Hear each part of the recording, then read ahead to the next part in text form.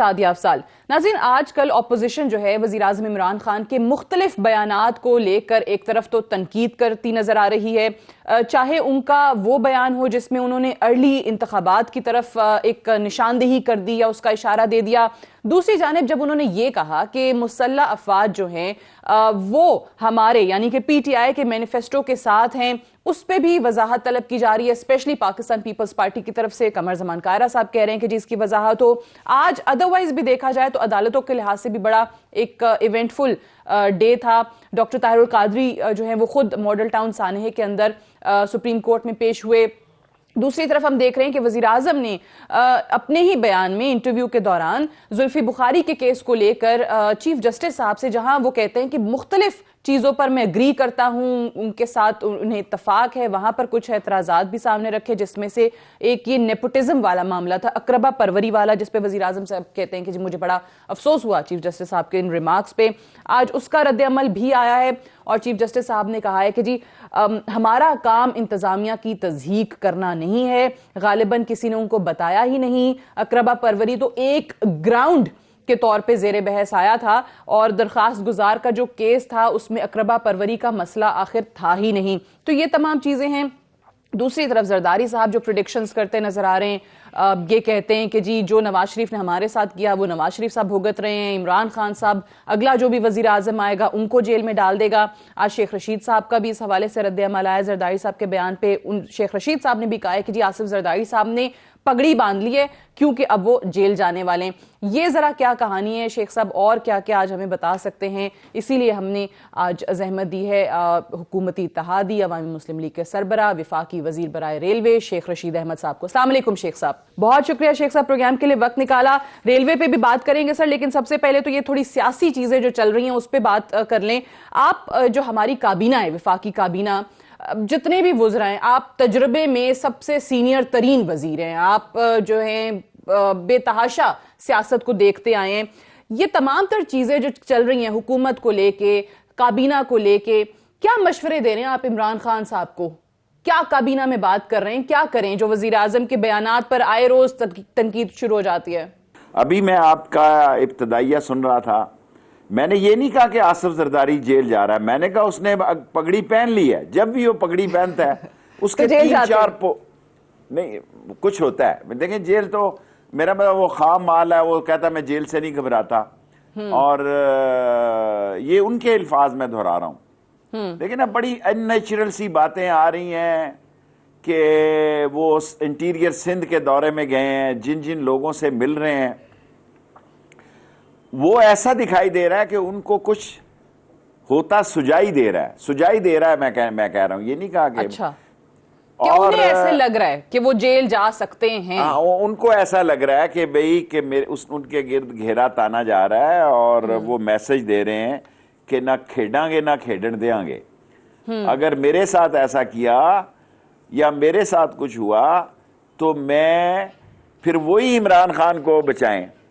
इसके क्या मायने हैं? बड़ी वाज़ेह बात है। देखें 2-3 बड़े तमाशे लगे हुए हैं इस मुल्क में कि डॉक्टर्स की रिपोर्ट आई है शहबाज शरीफ के बारे में कि इसको खुली फजा में रखा जाए जी, और खुली हवा हो, दो तरफ हवा चल रही हो, यानी इनको जाती उम्रा में रख दो जी, क्योंकि खुली हवा तो वही है।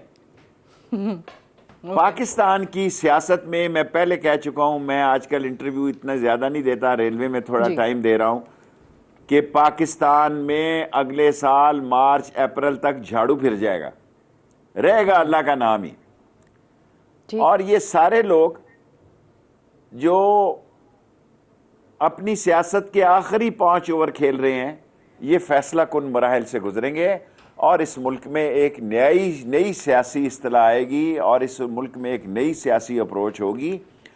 और ये जो बड़े चैंपियन बने हुए हैं, मुंह साफ करके आ जाते हैं कि जनाब हमने तो कुछ किया ही नहीं है, हमारे साथ ज्यादती हो रही है। मैं इनके लिए कोई अच्छे हालात नहीं देख रहा जी। जो आप कह रहे हैं कि मार्च अप्रैल तक झाड़ू फिर जाएगा, सब चाहते हैं कि जी वाकई एहतसाब हो, अक्रॉस द बोर्ड हो, जिसने जो मुल्क को लूटा है होना चाहिए अकाउंटेबल, वो कानून के आगे, लॉ के आगे। बट मुझे ये जरदारी साहब वाली समझ नहीं आ रही है। एक तरफ बिलावल साहब जो हैं, आपको याद होगा वो बयान जब उन्होंने कहा कि कदम बढ़ाओ इमरान खान, हम तुम्हारे साथ हैं, वो खादिम रिजवी वाला केस के सिनारियो के अंदर। दूसरी तरफ फिर जरदारी साहब जो है on the floor of the house उन्होंने कहा कि ये हुकूमत जो अच्छे इकदाम करेगी हम उसमें उनका साथ देंगे। वो भी उन्होंने एकदम मुफाहमत की पोट्री जो है वो खोली थी। सो एकदम हुआ क्या कि अब धमकियां देने पे आ गए? देखिए, उनको नजर आ गया कि फलूदे वाले का मसला खराब हो गया। फलूदे वाले के भी अकाउंट कहीं और जा मिले हैं, वो वेल्डिंग वाले का भी काम जो है वो कहीं और निकल पड़ा है, और दही भल्ले वाले का भी काम कहीं और निकल पड़ा है। ये सारे अकाउंट वो हैं जिनकी लड़ियां खुलती जा रही हैं और मिलती जा रही हैं। और नवाज शरीफ का खान जो लोग हैं वो बिजनेसमैन है, उनको दौलत छपानी आती है। आसिफ जरदारी साहब ने बहुत स्मार्ट काम किया, लेकिन every day is not Sunday. उनका संडे जो है वो खराब हो गया है। अच्छा। और उनके केसेस फाइनल, मुझे ये नहीं पता कि उनके केसेस का क्या फैसला होगा, कोई मालूम नहीं है। बट उनके एटीट्यूड से, जो मैंने एज ए पॉलिटिकल वर्कर उनको देखा है, जब आसिफ जरदारी पगड़ी पहन ले सिंधी तो उसको समझ आ रही है, या उसने शादी के दिन। अच्छा, यानी आसिफ जरदारी साहब को तो समझ आ रही है कि शायद अब वो जेल जाने वाले हैं। क्या शेख रशीद अहमद को भी ये लगता है कि आसिफ जरदारी जेल जाने वाले हैं? देखिए, मैं इतना बच्चा नहीं हूं कि आपकी ख्वाहिश पे खबर बनाऊं। अच्छा, नहीं, आपकी प्रेडिक्शंस होती है ना, आपकी ख्वाहिश पे खबर नहीं बना सकता। आपने जरदारी साहब पे जरूर कह दिया। मैंने देखे ना उनका एटीट्यूड जो मेरे सामने है, मेरी सियासत के सामने से गुजरा है। ठीक। और अब वो बिलावल को आगे, बिलावल और आसिफ जरदारी की सियासत में बहुत बड़ा खिला पैदा होने लगा है। अच्छा, ठीक है। Bilawal will be not Asif Ali Zardari spokesman near future. He will take a different stand than to his father, अगर वो फलूदे वाले के हाथों बच गया तो। ओके, सही है। क्योंकि बच्चों को पता ही नहीं लगता, जैसे मैंने मरियम बीबी का कहा पनामा केस में, कि शायद इसको पता ही नहीं है कि ये दस्तखत इसके नहीं है, और उसको पता ही नहीं है, वो जुल्फकार बंदा एक पीछे बैठा होता था। मैंने कहा ये गायब हो जाता है केस के बाद, सीधा लंदन की फ्लाइट पकड़ता है। ये अल्लाह की पकड़ में आ गए। अच्छा, इन्होंने कभी सोचा ही नहीं था। तो आप एक तरफ ये कह रहे हैं कि आपको लग रहा है कि जरदारी साहब की और बिलावल साहब की सियासत जो है उसमें बड़ा फर्क होगा, अलग हो जाएगी। दूसरी तरफ अगर पीपल्स पार्टी की ही बात करें तो जिस अंदाज में उनकी तरफ से एक और डिमांड सामने आई है वजीर आजम के इस बयान को लेकर कि फौज जो है या एस्टैब्लिशमेंट जो है वो पीटीआई के मैनिफेस्टो के साथ है। पहले तो ये बता दें कि वजीर आजम साहब को ये बयान देना चाहिए था या नहीं, और दूसरी तरफ पीपल्स पार्टी, देखिए, मैं मुझसे आप वो बयान नहीं ले सकती। मैं ये काम है फवाद साहब का, वो बेहतर उनको डिफेंड कर रहे हैं। फौज इमरान खान एज ए मुंतखब प्राइम मिनिस्टर के उसके पीछे खड़ी है। ठीक है। मैनिफेस्टो का नहीं मुझे पता, ठीक है, इमरान खान के साथ खड़ी है, और ये उसका फर्ज है कि मुंतखब हुकूमत के साथ खड़ी रहे। और जो कुछ नवाज शरीफ के दौर उसके साथ हुआ, उसकी बुनियादी वजह यह थी कि महीनों उसको समझाते रहे कि बंदे खुदा ऐसे काम ना कर के जिससे कि तेरी फजा और तेरी हवा और तेरी सोचें और तेरे मामलात जो है वो मशकूक हो जाएं। ठीक। So Imran Khan is a clear headed man. और अच्छी बात यह है कि अभी आज तो वो अदलिया के भी आबादी के प्रोग्राम में गए हुए हैं। सो मैं आपसे ये अर्ज करना चाहता हूं, अगर फौज एक मुंतखब वजीर आजम के साथ खड़ी है तो इसमें क्या बुराई है? वो चोरों और लुटेरों के साथ खड़ी हो, ठीक है, वो डाकुओं के साथ खड़ी हो, बेईमानों के साथ खड़ी हो, वो मनी लॉन्ड्रर के साथ खड़ी हो, जो लांचे ले जाने वाले हैं उनके साथ खड़ी हो, बिल्कुल वो खड़ी हो, हामला औरतों को मॉडल टाउन में गोली मारने वालों के साथ खड़ी हो, वो खड़ी हो सारे मुल्क का स्ट्रक्चर तबाह कर देने वाले, सारे मुल्क का माशी ढांचा, आज जिस मुल्क में मुसीबत में पाकिस्तान और इमरान खान जिस बुरान में वजीर आजम बना है, मैंने कल परसों इमरान खान साहब से कहा कि ये आपकी हिम्मत है, वरना लेने देते इन चोरों को। ये देखें, मुल्क तो डिफॉल्ट हो चुका था, मुल्क तो टोटली इकोनॉमिकली डिजास्टर हो चुका था, ठीक। और ये सारा मलबा इमरान खान पे पड़ गया 100 दिनों के अंदर अंदर। जैसे ये सारा काम इमरान खान ने किया, स्टॉक एक्सचेंज इमरान खान ने तबाह की, वो तो अभी शुगर मिल वालों की ऑपोजिशन तो अभी भी कह रही है कि जी है। हुकूमत नाकाम हो गई, चलेगी नहीं। जरदारी साहब कहते हैं अगला वजीर आजम को जेल में डाल देगा। खान साहब को 100 दिनों पे जो है वो इतनी जजमेंट आना शुरू हो गई। उनको मैं आसफ जरदारी साहब को ज्यादा बहस नहीं करना चाहता, वो इसलिए कह रहे हैं कि उन्हें कुछ, जब आदमी का इस किस्म के हालात होते हैं ना तो उसको बिफोर टाइम स्मेल हो जाता है। वो कुछ हालात को स्मेल कर रहे हैं। पगड़ी उन्होंने पहन ली है, इंटीरियर सिंध के दौरे पे चले गए हैं, जिस जिस जगह वो गए हैं उस पर आप नजर रखें, जिन जिन लोगों से उन्होंने मुलाकात की है वो कौन लोग हैं। सही। सो दिस शोज के समथिंग इज हैंकी फैंकी। क्या है that I don't know.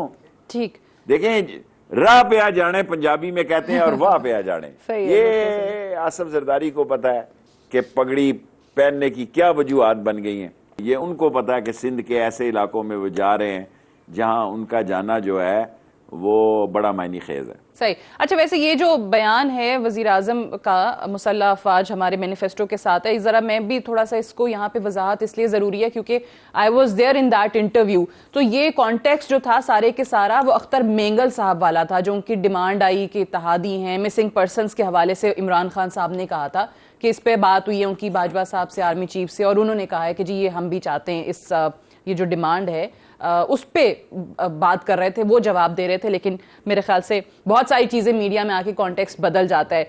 Sheikh साहब, अभी आपने चीफ जस्टिस साहब का जिक्र किया, आज भी उस प्रोग्राम में इकट्ठे थे सुप्रीम कोर्ट वाले जहां से आप आ रहे हैं, लेकिन दूसरी तरफ वजीर आजम ने अपने उस इंटरव्यू में चीफ जस्टिस से एक दो एतराजात भी उठा दिए, उन्हें तहफुजात का इजहार कर दिया। आज चीफ जस्टिस साहब ने रद्द-ए-अमल उस पर दिया है कि जी इंतजामिया की तज़हीक मैं कहीं से नहीं कर रहा, वो अकरबा परवरी वाले मामले पे, जुल्फी बुखारी वाले केस के मामले में।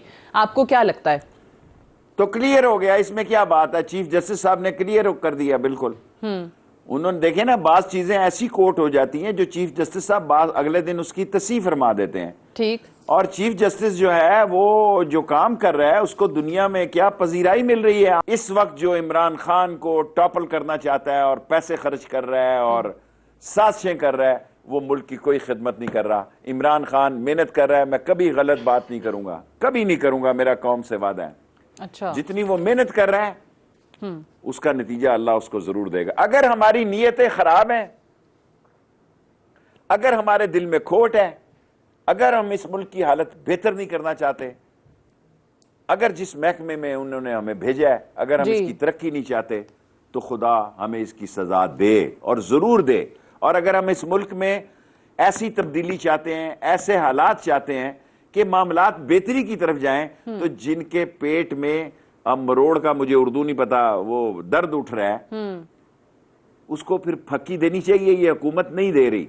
मैं होता तो इस वक्त फक्की दे चुका होता। आप क्या करते वैसे शेख साहब? मैं होता तो इनको हाजमे की फक्की देता। जो लोग इस मुल्क के मामलात को डिस्टेबल करना चाहते हैं, और ये डिस्टेबल नहीं होंगे, आप देखेंगे अगले साल इंशाअल्लाह ताला। अगला साल जो है, जो चंद दिनों के बाद, चंद हफ्तों के बाद शुरू हो रहा है, मार्च के बाद बेहतरी के हालात होंगे और साल के आखिर तक। मैं तो इस फिलॉसफी के भी हामी नहीं हूं। देखें, मैं एक अलहदा पार्टी से था जी, मेरे भतीजे ने उनके कहने पे उनकी पार्टी को ज्वाइन किया।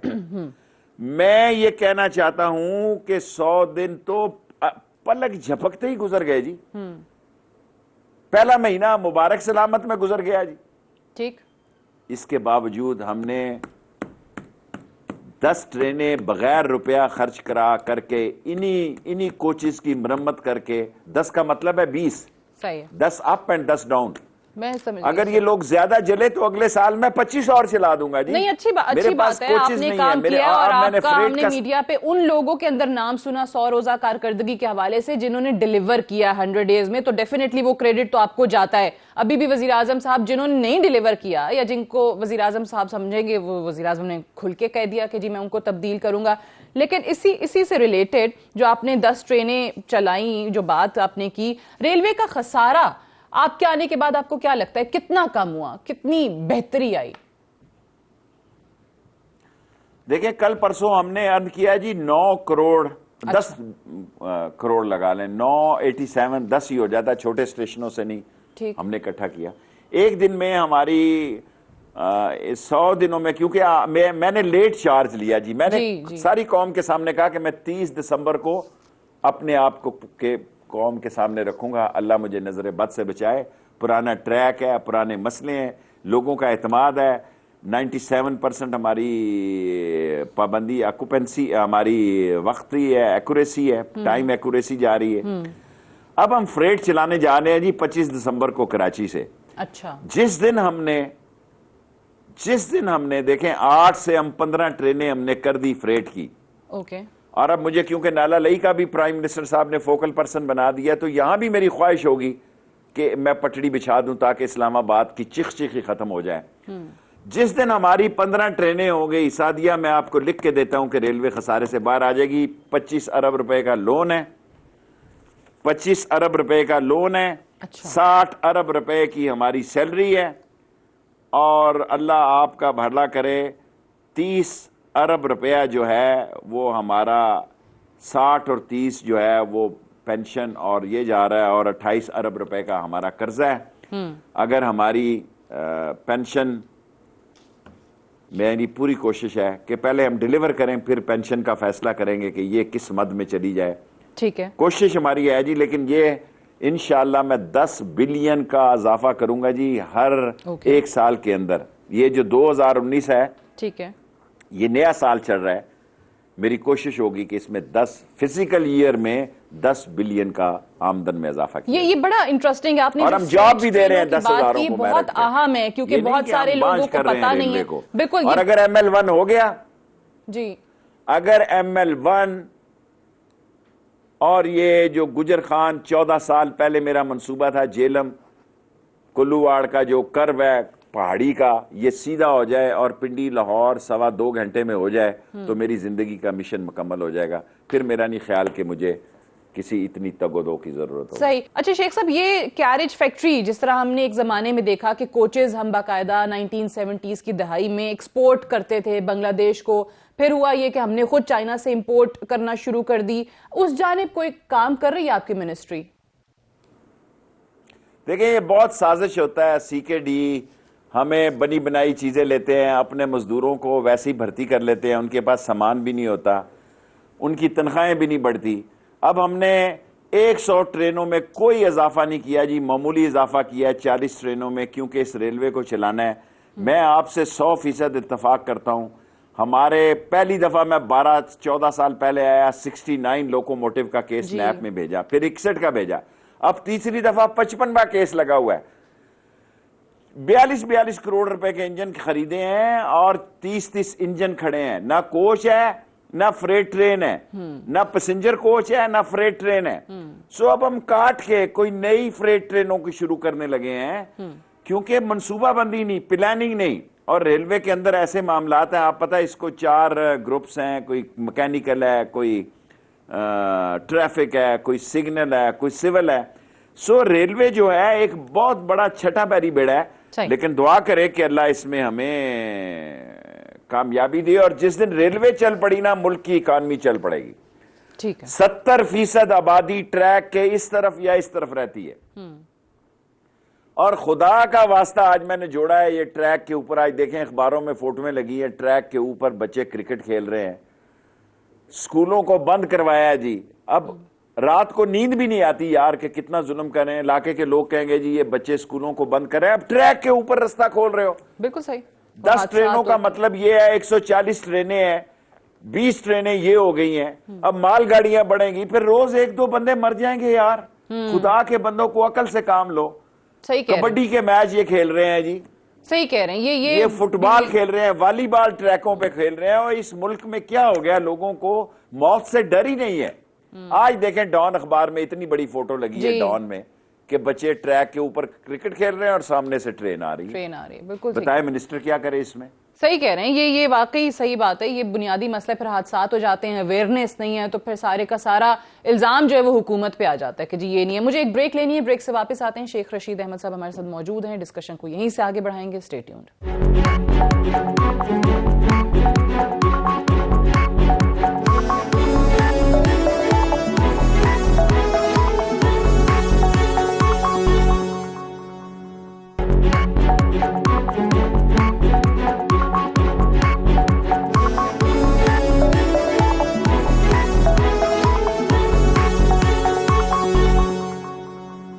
Welcome back. प्रोग्राम में एक बार फिर से खुशामदीद। बात करें हम शेख रशीद अहमद साहब से, वफाकी वजीर बराए रेलवे। शेख साहब, आप हुकूमत के इत्तेहादी हैं, अवामी मुस्लिम लीग के सरबराह हैं।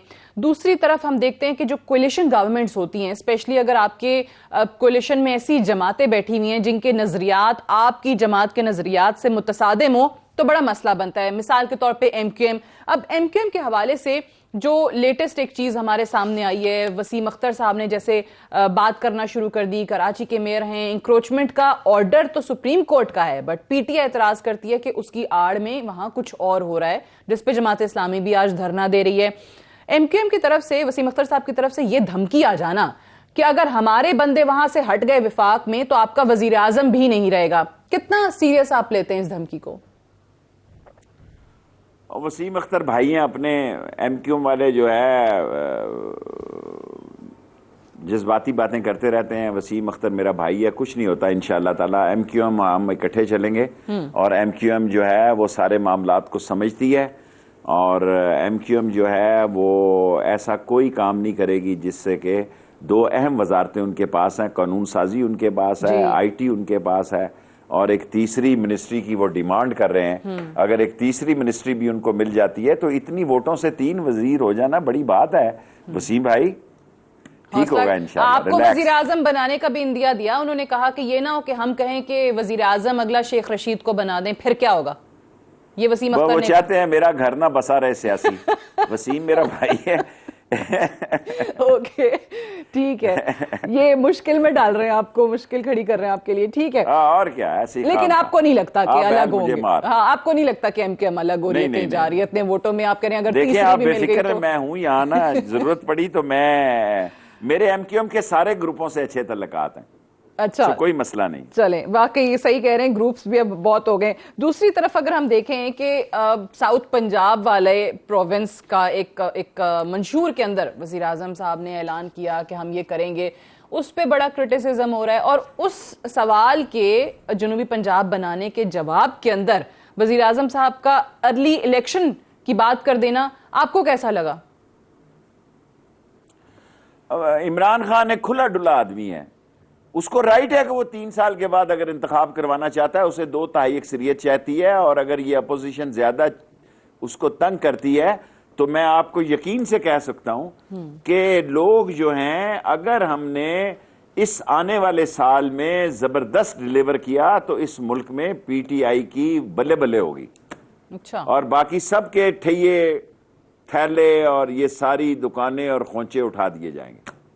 बट अभी 4 महीने भी पूरे नहीं हुए, लेकिन अगर अर्ली इलेक्शन की बात कर दी, मैं अगले साल की बात कर रहा हूं, मैं अगले साल की बात कर रहा हूं। अगर हमने डिलीवर कर दिया, खान साहब ने कर दी, कोई नहीं, उसका राइट तो है, वो जब चाहे इंतखाब करवा सकता है।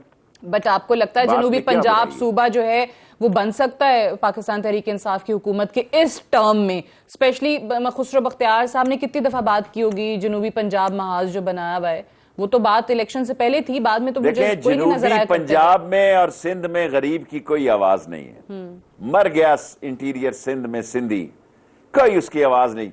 मैं आपको बताना चाहता हूं, मेरी आंखों में आंसू हैं कि मैंने एक मौजूदारो ट्रेन चलाई है, बहुत बुसीदा, बहुत पुराने डब्बे जोड़ के, मुझे देखा नहीं जाता कि जहां सड़कें नहीं है वहां ट्रेन 200% ऑक्यूपेंसी आई है कल, यानी 680 की गाड़ी में 1328 आदमी बैठ के आए हैं।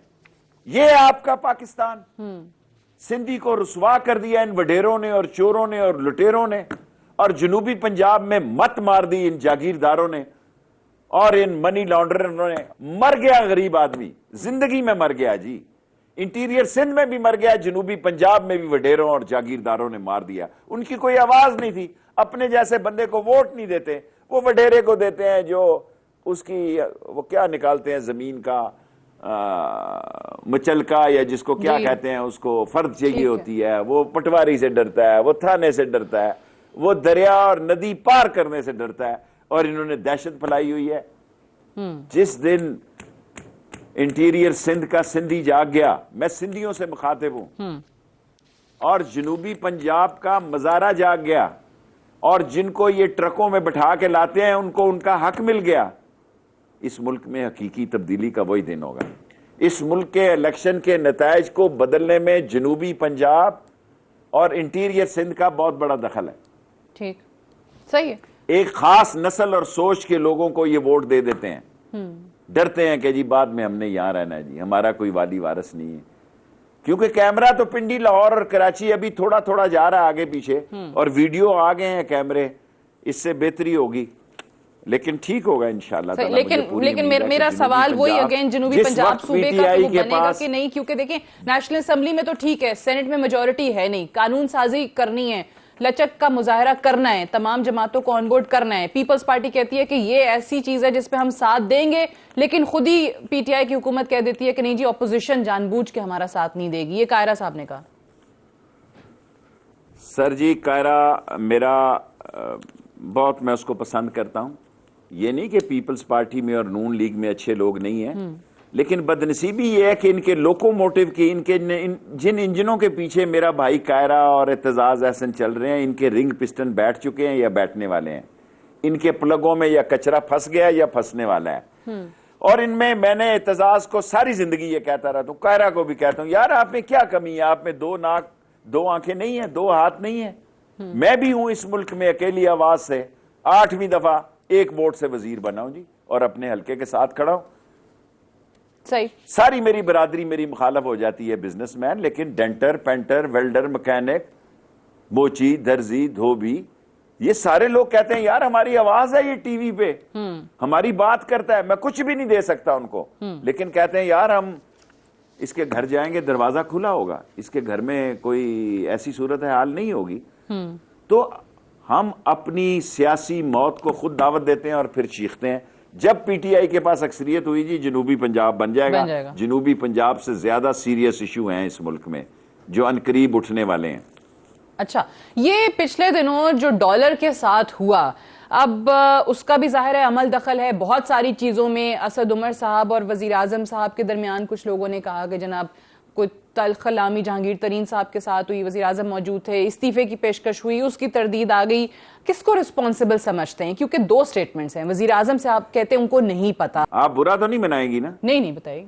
आप वहां इंटरव्यू लेने गई थी, ये बातें उससे क्यों नहीं पूछी आपने? नहीं, सब पूछी है ना। वजीर आजम ने कहा कि नहीं पता उनको। बड़ा अफसोस है। पूछी है, यही तो बता रही हूं, यही तो बता रही हूं, जवाब बता रही हूं। बहुत अफसोस है। हालांकि मैं 6 आदमियों के बैक वक्त इंटरव्यू के खिलाफ था। ठीक है। जो ये मीटिंग में फैसले होते हैं उसमें मेरी राय के साथ कोई बंदा खड़ा नहीं था। मेरी प्राइम मिनिस्टर साहब को ये रिक्वेस्ट थी या तजवीज थी या राय थी कि अकेला अकेला इनको इंटरव्यू दें। सही है। लेकिन उन्होंने कहा कि पता नहीं अमेरिका में क्या हुआ, पैनल इंटरव्यू, उन्होंने कहा कि जी अपनी तर्ज का एक और है। बट सर ये जो आप कह रहे हैं ना, ये पूछा है, मैं उसी से तो सवाल कर रही हूँ आपसे कि असद उमर साहब ने बाद में कह दिया कि जी उनको पता था, गवर्नर स्टेट बैंक ने बताया हुआ था उनको, वो इन्फॉर्म्ड थे। मुझे नहीं पता। ये सारी बातें आपको पूछनी चाहिए। पूछिए ना सर, वही तो कह रही हूँ। वजीर आजम का जवाब था कि नहीं पता। मुझे नहीं पता, ये पूछना चाहिए था। अच्छा, लेकिन हुआ क्या फिर? डॉलर के साथ क्या हुआ? इकोनॉमी, चलिए ये बता दें, इकोनॉमी की सूरत हाल सही चल रही है? देखिए, इकोनॉमी तबाह हो गई नवाज शरीफ और आसफ जरदारी साहब के 10 साल दौर में, और ये सारे इकोनॉमिस्ट मुंह में झुंझुनियां डालकर बैठे रहे। ये सारे डॉलर जो बाहर गए हैं, जो सारी नकले मकानी हुई है दौलत की, ये इस वजह से हुई है कि 10 साल इस मुल्क में करप्ट लोग जो थे, डिसऑनेस्ट लोग जो थे, स्लगिश लोग जो थे, एक्स्ट्रावेगेंट जो लोग थे, नॉनसेंस लोग जो थे, जो करेंसी के भूखे और करप्शन के दिलदादा जो लोग थे, उन्होंने एक बोसीदा किस्म की इकोनॉमी जो है इमरान खान के हवाले की। और असद उमर मेहनत करता है जी। अगर असद उमर मेहनत ना कर रहा हो, मैं आपको टीवी पे आके कह दूं कि अभी लोग उसके खिलाफ इतनी बातें करते हैं। ठीक है। मैं ईसीसी में भी उसके साथ होता हूं, पावर में भी उसके साथ हूं। भाई इतनी मेहनत कर सकते हैं, 18 घंटे दिन में काम करते हैं यार। हमसे जो हमारे सबॉर्डिनेट हैं वो ज्यादा तनख्वाहें लेते हैं। अगर हम चैनल पे आपकी तरह आ जाएं तो हमारे वारे न्यारे हो जाएं। लेकिन हम ये सब लोगों को कहते हैं कि भाई हमारे लिए दुआ। सही है, चल तो रहे हैं, पर मैं इसका इन सारे चैनल्स को मैंने लाइसेंस जारी किए, क्रॉस मीडिया को मैंने सो आप ये देखें कि इससे आज सारी सियासत ब्लैक कैमरे में आ गई है, काले कैमरे के अंदर आ गई है। सो आप इसको ये देखें कि आज पाकिस्तान में इकॉनमी के जितने हालात तबाह और बर्बाद थे, लोग इमरान खान पर ट्रस्ट करते हैं, वरना फ्रांस में तो 5 आदमी मर गए जी पेट्रोल की कीमत बढ़ाने पे। और ये जो कुछ लोग खेलने जा रहे हैं, मुझे अल्लाह पे यकीन है इंशाअल्लाह ताला इमरान खान इस बुहरान से निकलेगा और मैं उसके साथ खड़ा हूं। सही है। चलिए, मैं आप कह रहे हैं असद उमर साहब मेहनत करते हैं, बिल्कुल सही है, लेकिन ये जो मैंने सवाल किया था कि ये आपकी नजर में रिस्पॉन्सिबल कौन है जिस तरीके से डॉलर के साथ हुआ, चंद घंटों के बाद फिर वापस आ गया? नवाज शरीफ और आसिफ जरदारी साहब। चल ओके सर, मैं एक ब्रेक ले लूं, ब्रेक से वापस आते हैं। शेख साहब मौजूद है हमारे साथ, डिस्कशन को यहीं से आगे बढ़ाएंगे। Stay tuned.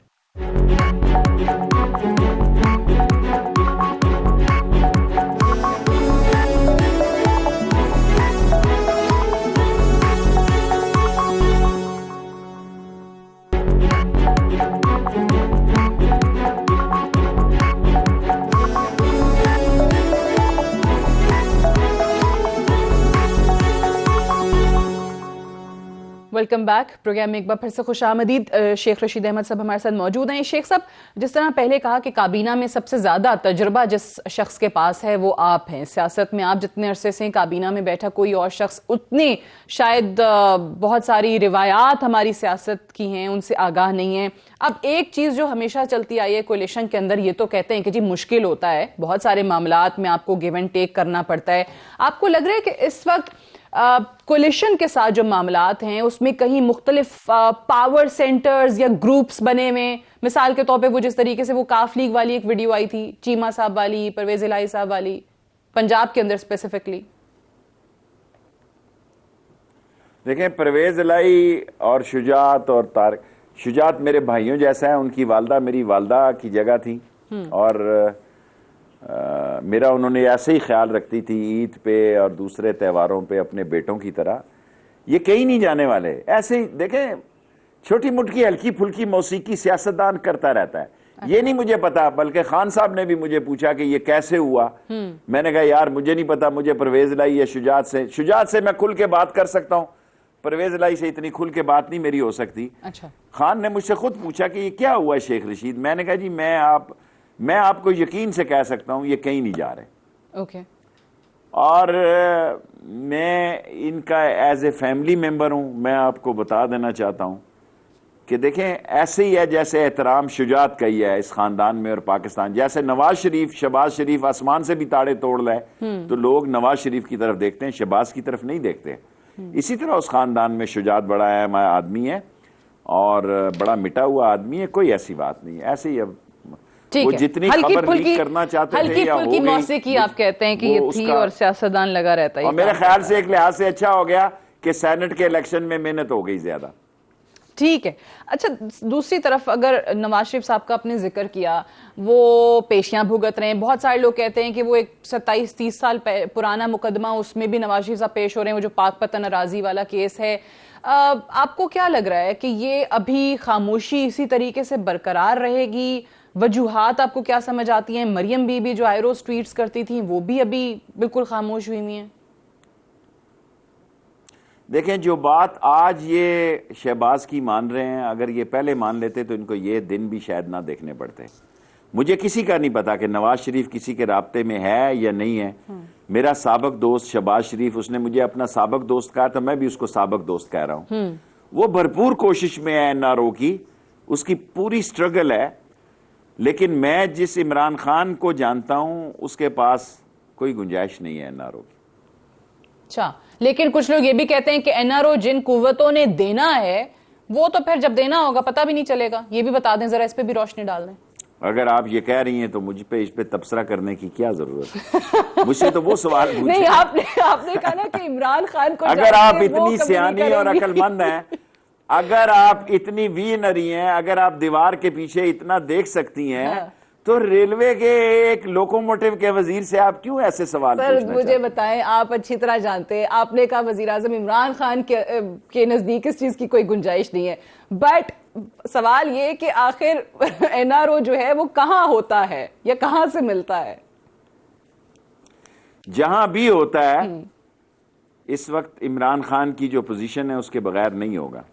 ठीक है, चलें, दैट्स वेरी इंटरेस्टिंग। ज्यादा मैं आपको बिल्कुल ठीक है, मैं सही है, गॉट योर पॉइंट, बिल्कुल सही है। ये बताइएगा कि फॉरेन विजिट्स जो हुए हैं वज़ीर आज़म इमरान खान के, जो कि तमाम के तमाम ही बताया गया कि काफ़ी सक्सेसफुल हैं, स्पेशली जिस तरीके से उन विजिट्स के बाद यहाँ आए, अमेरिका का विजिट नहीं किया ये कह के कि मैं तब तक नहीं करूँगा जब तक मेरे मुल्क को उसका कोई फ़ायदा ना हो। ट्रंप के साथ वो एक ट्विटर पे एंगेजमेंट जो है वो हमने देखी, ख़त आ गया प्रेसिडेंट ट्रंप का।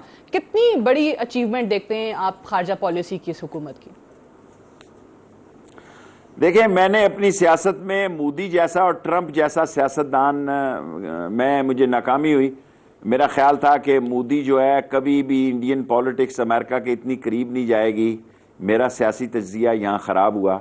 और ट्रंप के बारे में मेरी जो राय थी उसमें उसने जो ख़त लिखा, मेरा ख्याल में ये एक कामयाबी है। जब हालात बेतबारी और तलखी और तुरशी और क्या कहते हैं खिंचाव के हों, मेरा ख्याल है पार्लिमानी लफ्ज़ खिंचाव ठीक है, सही, खिंचाव के हों, तो उसमें अगर कोई आदमी झुकाव की पॉलिसी पेश करता है तो इट्स गुड, नॉट बैड, सही है, इसमें क्या हर्ज है। ठीक है कि वो एक तरफ ट्विटर पे बहुत बुरा भला कह के पाकिस्तान की जितनी भी सेक्रीफाइसेस हैं उनको नज़रअंदाज करके अब खत लिख देना और एतराफ़ कर लेना, मान जाना, तो आप कहते हैं कि ये एक अच्छा इकदाम इस हुकूमत की खारजा पॉलिसी की वजह से हुआ है। दूसरी तरफ अगर हम देखें, क्योंकि फॉरेन अफेयर्स की तरफ चल पड़े, इस पे आपसे पहले भी बात हो चुकी है, आप भी ये कहते आए कि हमें कहीं किसी और की जंग में, किसी और के मामले में फरीक नहीं बनना। अभी यमन के केस में अगर हम सालिसी का किरदार अदा करने जा रहे हैं तो ठीक होगा, कर पाएंगे, हम सक्सेसफुल रहेंगे उसमें? देखें, जो एज ए पॉलिटिकल वर्कर, मैं खुद फॉरेन अफेयर कमेटी का 4 दफा मेंबर रहा हूं जी, गल्फ वॉर का मैं इंचार्ज था। मैं समझता हूं यमन में बहुत सारी इस बात की गुंजाइश है कि पाकिस्तान की फॉरेन ऑफिस को वहां काम शुरू करना चाहिए with the consultation of the Saudi Arabia. ठीक, वहां बड़ी पाकिस्तान की एक रिस्पेक्ट पैदा हो चुकी है और वहां पाकिस्तान के लिए बड़े नेक जज्बात हैं और इसे पाकिस्तान के फॉरेन ऑफिस को और प्राइम मिनिस्टर इमरान खान साहब को जो उन्होंने बयान दिया है इसकी तरफ तवज्जो देनी चाहिए। लेकिन मुश्किल ये है कि यहाँ इतने मसाइल हैं तो असल काम जो करने वाला वो उसमें ताखीर हो जाती है। मेरी राय में यमन के अंदर पाकिस्तान की बहुत बड़ी रिस्पेक्ट पैदा हो चुकी है और तो सऊदी अरब को बोर्ड करके इस मसले को हल कर सकता है। ठीक है, पाकिस्तान बहुत कुछ कर सकता है। जब एक रिस्पेक्ट पैदा हो गई है आपकी तो उसको आप सऊदी अरब के मशवरे से और उनकी राय के मुताबिक इसको हल करवा सकते हैं। ओके, दूसरी तरफ वज़ीर आज़म इमरान खान पीएससी के हवाले से, चेयरमैनशिप के हवाले से ये कह चुके हैं कि अपोजिशन से हम लेने को तैयार हैं लेकिन शहबाज शरीफ साहब या ख्वाजा आसिफ ना हो। सो आपको लगता है कि कोई और नाम अपोजिशन अब देगी या फिर वो शहबाज शरीफ पे बज़द रहेंगे? देखें, दूध की रखवाली पे बिल्ले तो नहीं बिठाए जा सकते। जिनके केसेस नैब पे हों और कामे वाले हों, कामा कहते हैं कि क्या कहते हैं उसको कैसे बनाया जा सकता है जी? क्या अपोजिशन इतनी मर चुकी है कि वहां कोई आदमी नहीं है? नवीद कमर को बना दें जी, उसका एक्सपीरियंस भी है। ठीक, अगर खुर्शीद शाह पे नैब के केसेस नहीं है तो उसको भी बना सकते हैं, लेकिन नवीद कमर को बना दें पीपल्स पार्टी वाले, वहां और कई लोग हैं उनको बना दें। इमरान खान ने क्या गलत बात की है कि दूध की रखवाली पे बिल्ले तो नहीं बिठाए जा सकते। पब्लिक अकाउंट कमेटी है, कल उन्होंने इतनी चोरियां की हैं और ये टाइम जाया कर रहे हैं। मैं समझता हूं इमरान खान को कायमा कमेटियां बना देनी चाहिए, जो होगा देखा जाएगा। अपने बंदों में काम तो शुरू होना जी, रोज पब्लिक अकाउंट कमेटी बैठे और इनका तिया पांचा करे और फाइलें निकाले और बताए इन्होंने कितनी करप्शन की है। वही ब्यूरोक्रेट जो इनके कहने पे करप्शन कर रहे थे वही इनके खिलाफ बयान दे। तो आप कह रहे बाकी कमेटीज भी बना दें और पब्लिक अकाउंट्स कमेटी भी, बाकी भी देख लें, अभी तक कोई भी नहीं। मैं एज ए शेख रशीद काफी कोशिश होगी, ये नहीं आते तो ठीक है, हमें अपनी कायमा कमेटियां बना देनी चाहिए। ओके, अच्छा, दूसरी तरफ नैब की अगर जरा बात करते हैं, नैब जो है अब वजीर आजम कहते हैं खुद मुख्तार इदारा है, मेरी कोई इंटरफेरेंस, कोई इंटरवेंशन नहीं है, बट अपोजिशन तो चले नैब पे जो क्रिटिसिज्म कर रही है वो तो अपनी जगह कि जी हमारे केसेस हैं, वन साइडेड है, दीवार से लगाया जा रहा है। वजीर आजम साहब भी उसकी जो पेस है, जो रफ्तार है, उससे कुछ खासे मुतमईन नजर नहीं आते। आपको क्या लग रहा है? सही कह रही हैं आप। तो नैब अगर वाकई खुद मुख्तार, आप सही फरमा रही हैं कि वो मुतमिन नजर नहीं आते, तो सर क्या होगा? क्योंकि वजीर आजम ने कहा ना कि अगर नैब मेरे नीचे होता तो अपोजिशन के अभी 50 के करीब लोग जेल के अंदर बस होगा तो कुछ नहीं। इमरान खान के दिल में जो होता है उसकी जुबान पे होता है, वो बात कह देता है, बाद में बात का बतंगड़ बन जाता है। जो आप कह रही हैं बात यही है कि वो नैब की कारकर्दगी से इतने मुतमिन नहीं है। तो नैब क्या वाकई आजादाना तौर पे काम नहीं कर रहा? बड़ा मुश्किल सवाल है। मेरे ख्याल में नैब से भी कोई मुतमिन नहीं होगा, क्योंकि पिछले दौर में भी नवाज शरीफ साहब ने वो कमर जमान साहब के बारे में बयान दिया था, जब उन्होंने एक आधी फाइल मंगवाई थी, बाद में उन्होंने फाइलें ही ठप दी सारी। और बहुत सारे मसलों में इमरान खान की ये सोच है कि डिलेइंग टैक्टिक्स इस्तेमाल होता है, लेकिन पाकिस्तान का कानूनी मसला भी ऐसा है कि वक्त लगता है बहुत सारी बातों को हल होने में। कभी वकील बीमार हो जाता है, कभी शहादती नहीं आता, कभी ऐसे कई सारे केस होते हैं। मेरा केस था क्लाशनकोफ का, मैं 7 साल उसमें कैद हुआ, 2.5 साल तक 6-6 महीने जज ही नहीं आते थे। तो होती है डिले। अच्छा, एक और चीज पे जरा मैं आपका जवाब चाहूंगी कि मेजॉरिटी अगर नहीं है, काफी जवाब नहीं हो गया कवानीन का। सर आप जो है ना वो बड़े मसरूफ होते हैं आजकल अपनी वजारत में, तो अगर एक प्रोग्राम कर रहे हैं तो हम चाहते हैं कि हर इशू पे ही बात कर लें। ये वजीर आजम साहब ने जो ऑर्डिनेंस का इंदिया दिया था एहतसाब के ज़िमन के अंदर कि अगर वाकई मेजॉरिटी नहीं है, कोई कवानीन मजीद नहीं बन सकते, सो आपको लगता है कि ये सही तरीकाकार होगा ऑर्डिनेंस, या फिर यहां पर थोड़ी लचक का मुजाहरा करते हुए अपोजिशन पार्टी के साथ वज़ीर आज़म को बात करनी चाहिए? बतौर एक सीनियर सियासतदान के आपका मशवरा क्या होगा? देखें, अपोजिशन से बातचीत के दरवाजे तो बंद नहीं करने चाहिए, ठीक है, लेकिन जो वजीर आजम ने बात की है, ये आपके किसी सवाल में उन्होंने कहा है ऑर्डिनेंस लाना हुकूमत का, अगर असेंबली इन सेशन ना हो तो उनका राइट है, लेकिन अपोजिशन से मुज़ाकरात के दरवाजे तो नहीं बंद किए जा सकते। मुज़ाकरात के लिए उन्होंने रखे हुए हैं कुछ लोग, वो उनसे मुज़ाकरात कर रहे हैं।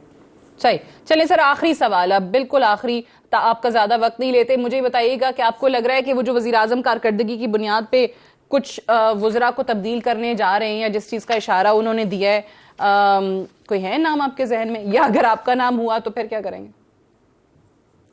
मुझे खुशी होगी अगर मैं कारकर्दगी पर पूरा नहीं उतरता, तो मेरा ख्याल है मुझे इशारा ही आंख का कर दें तो मैं अस्सलाम वालेकुम करूंगा, ना पसंद करूंगा, लेकिन मेरा ख्याल है कोई वजीर नहीं चेंज हो रहा।